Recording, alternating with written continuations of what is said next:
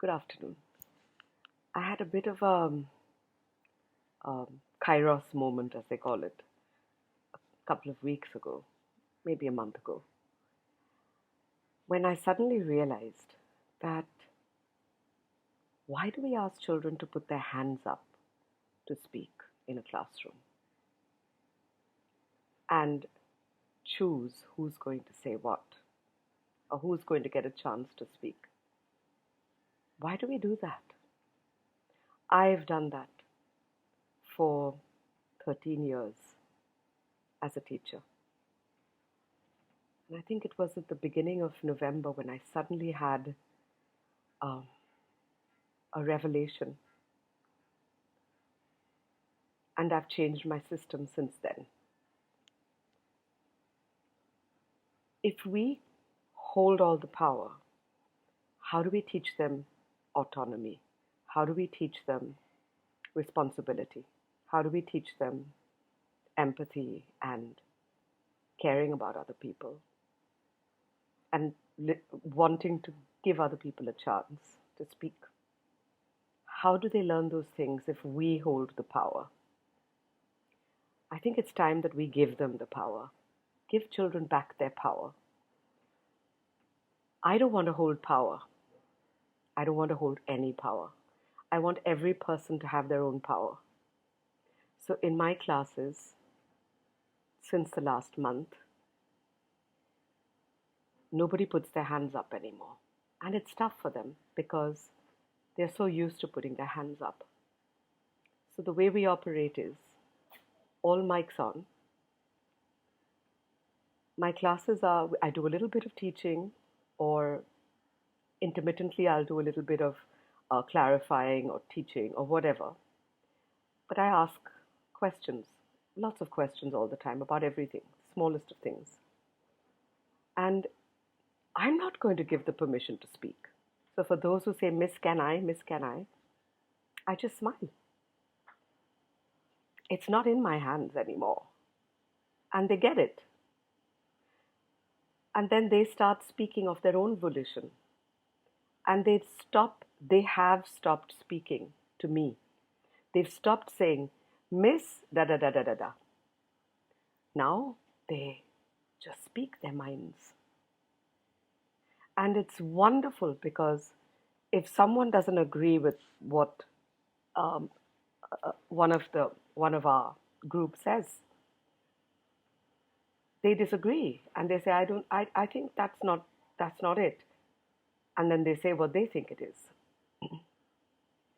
And I cannot tell you how beautiful it's become, because now we are truly like a community of learners. This disinvestment of power from the teacher back to the students it's magical. There are some who still feel that, oh, Miss isn't giving me any chance to speak. And I think they'll get it sooner or later, that it's not Miss's to give that chance to speak. It's yours to speak when you feel you need to, but be responsible and be respectful of other people. I've demonstrated it to them. I said, I'll ask a question, and whoever thinks they have some idea should look around and see if anyone else seems like they're going to speak. And if it looks like no one else seems like they're going to speak, then start speaking. And if someone has the same idea and starts speaking along with you, the first person turns and says, oh, I'm so sorry, would you like to? And invariably, the other person will say, no, you go ahead. And that's how it is in the real world. In boardrooms and meetings, people are not putting their hands up to speak, unless it's at a public meeting where a mic has to be passed around or something. But in any community or any collaborative team or any work environment, we don't put our hands up to speak. I mean, unless it's an auditorium and it's very large and there are a lot of people, so you want a chance to speak.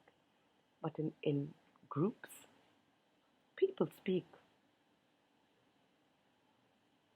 We need to teach children that. We need to give them um, give them those freedoms, because that's the only way children are going to start speaking up. Many children can go through a day not having said a word. So I urge all my fellow teachers, try it and see how it goes. Try it.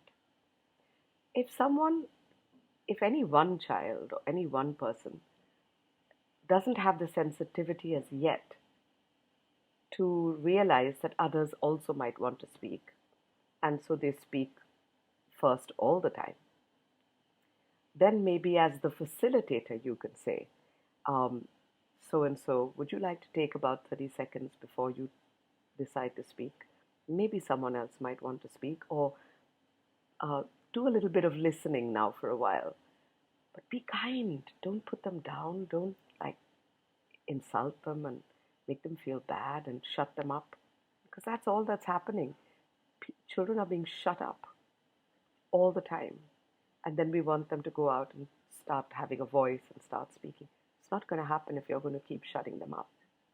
So I cannot tell you how delighted I am with this new system. It's so wonderful because I don't have that responsibility anymore, and it's a joy to watch them interacting with each other. It's a joy. So have a wonderful Thursday.